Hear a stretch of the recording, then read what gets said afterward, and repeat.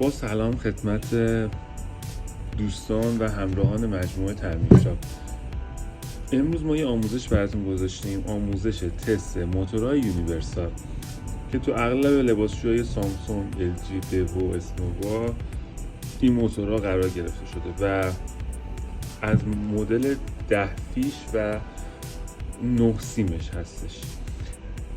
قبل از اینکه ما بخوایم این موتور رو روشن کنیم باید کانکتوراشو بشناسیم که ببینیم از کدوم پایه ها باید به عنوان پایه خروجی استفاده کنیم.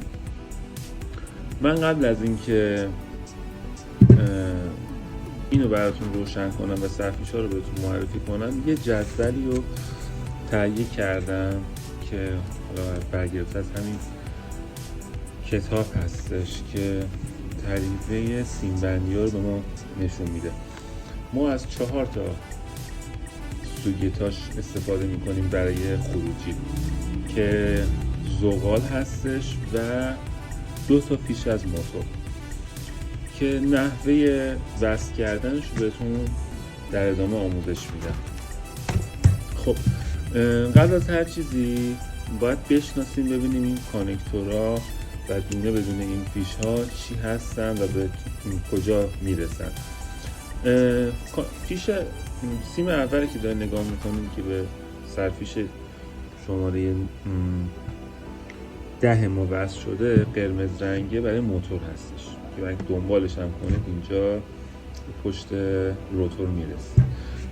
فیش بعدی دوتای بعدی مرتبط با زغالهای چپ و راست هستن، یک زغال و این هم سر دیگه زغال. 2 تا فیش بعدی مشکی رنگ ها ترموفیوز هستن. ترموفیوز ها عمدتاً نقششون جلوگیری از سوختگی موتور هستش. در ادامه یه فیش قهوه‌ای رنگ هستش که اونم مرتبط با اون سر موتور هستش که از دنبالش میکنه اینجا مشخصه. و 2 تا فیش بعدی که رنگاشون سفید هستن، 2 تا سیمای سفید برای تاخو هستن. تاخوها هم پردازش سرعت رو به موتور القا میکنن. و فیش بعدی که خالیه جاش چیزی قرار نگرفته و فیش آخری هم که آبی رنگ هستش مرتبط با دور تنده که فعلا با اون کاری نداره. تا اینجا ویدیو رو حالا همراهمون باشید. خب همراهان عزیز مجموعه ترمیم شاپ، من کانکتورها رو بهتون دونه دونه معرفی کردم.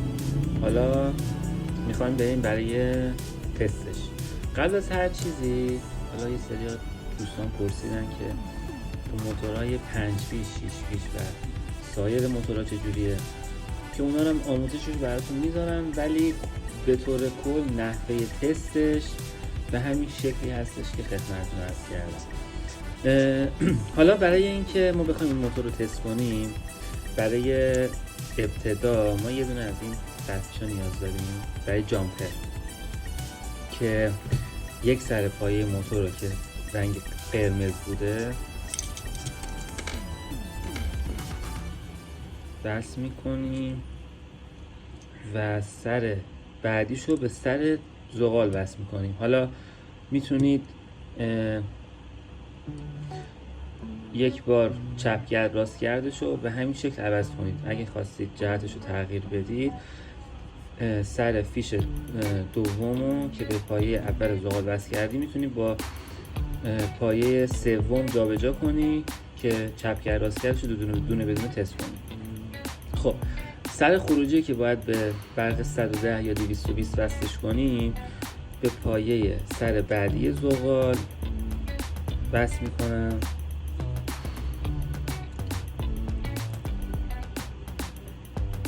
و پایه بعدی و سرفیش بعدی هم به پایه شماره 6 که اون سر موتور هستش وصل میکنم.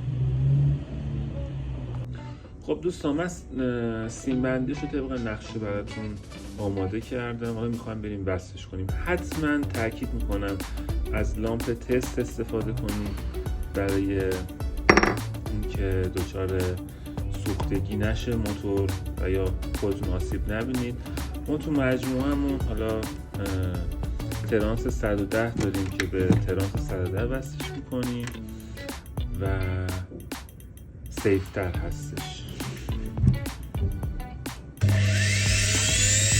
همونطور که ملاحظه میکنیم جهت چرخش موتور الان به سمت عقربه‌های ساعت هست که حالا جهت زغال اگه بخوایم عوض کنیم چرخش موتور عوض میشه.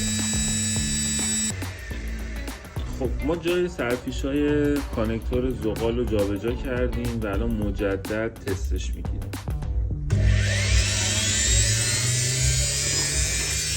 اینم از آموزش تست موتور یونیورسال.